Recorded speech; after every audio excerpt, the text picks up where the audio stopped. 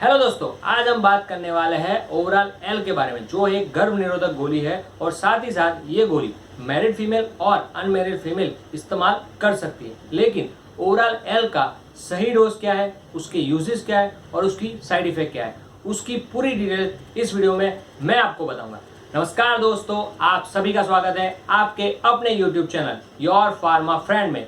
मैं हूं आपका दोस्त Devansh Solanki. So let's learn the new things. Overall L का कंपोनेंट्स है लियोनॉर्गेस्टेरॉन एंड इथेनाइल एस्ट्राडाल। ये एक प्रोजेस्टेरॉन और एस्ट्रोजन का कॉम्बिनेशन है। ये दवाई एक गर्भ निरोधक गोली है जो शेड्यूल एच ड्रग कह सकते हो, और ये दवाई आपको कोई भी मेडिकल स्टोर में विद प्रिस्क्रिप्शन और विदाउट प्रिस्क्रिप्शन आसानी से मिल जाएगी। अब हम जानते हैं ओवरऑल एल का मेजर यूज क्या है। ओवरऑल एल को ओसी पिल्स कहा जाता है, यानी कि oral contraceptive pills. Overall L menstrual cycle में जाके ओव्यूलेशन की जो प्रोसेस होती है उसको प्रिवेंट करता है और साथ ही साथ वजाइनल फ्लूइड जो रहता है उसको थिक कर देता है। उसकी वजह से स्पर्म एग को फर्टिलाइज नहीं कर पाता। अब हम जानते हैं ओवरऑल एल के कॉमन यूज क्या है। उसमें पहला है इरेगुलर पीरियड्स। अगर किसी महिला के पीरियड्स रेगुलर नहीं है तो उनको रेगुलर करने के लिए ओवरऑल एल दी जाती है। दूसरा है यूटेरस में फाइब्रोसिस। यूटेरस में फाइब्रोसिस की गांठ हो जाती है, तभी भी ओवरऑल एल दवाई दी जाती है। तीसरा है मेनोपॉज। 45 की एज के बाद काफी सारी लेडीजों को पीरियड्स बंद हो जाते हैं। उस टाइम काफी सारे सिम्टम्स जो डॉक्टर्स को दिखाई देते हैं, उस हिसाब से वो ओवरऑल एल दवाई देते हैं।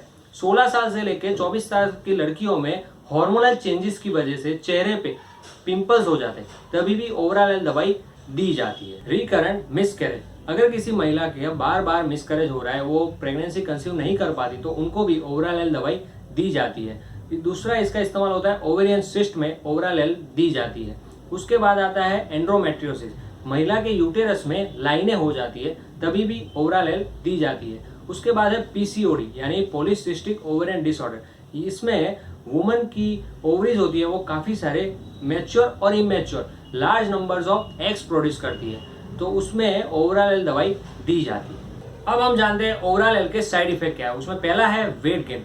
ओवरऑल एल का कंटिन्यूस इस्तेमाल करने से महिलाओं में वेट गेन देखा जाता है। दूसरा है ब्रेस्ट में पेन होता है।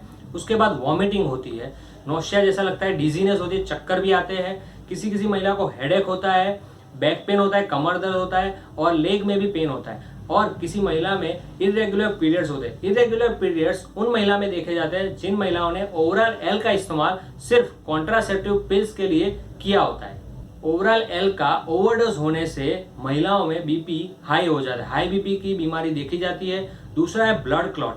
ब्लड क्लॉट और वो भी लेग में हो जाता है और उसको हम कहते हैं डीवीटी, डीप वेन थ्रोम्बोसिस। ये ब्लड क्लॉट होने की वजह से वो पूरे बॉडी में क्लॉट घूमता रहता है, कभी लंग्स में जा सकता है या किसी के ब्रेन में जा सकता है। इसकी वजह से ट्यूमर जैसा भी हो सकता है। ओवरऑल एल का ओवरडोज होने से ब्रेस्ट कैंसर भी हो सकता है और इसका ज्यादा से ज्यादा इस्तेमाल 3 साल तक आप कर सकते हो। अब हम जानते हैं ओवरऑल एल का डोज क्या है। ओवरऑल एल पीरियड शुरू होने के 5वें दिन से ली जाती है। मान लो जैसे कि अगर किसी महिला का पीरियड्स 1 मार्च से शुरू हो रहा है, तो 5 मार्च से उनको ओवरऑल एल का इस्तेमाल करना है और 21 दिन तक लगातार ये मेडिसिन का इस्तेमाल करना है और वेट करना है नेक्स्ट साइकिल कब आए। उसके बाद वापस ओवरऑल एल का इस्तेमाल 5वें तारीख से शुरू कर देना है। जैसे कि मैंने आपको बताया, Ovral L oral contraceptive pills भी है। उसमें उसका डोजेज है take 2 medicine of Ovral L within 72 hours of unprotected sex and after 12 hours you can take 2 medicine of Ovral L.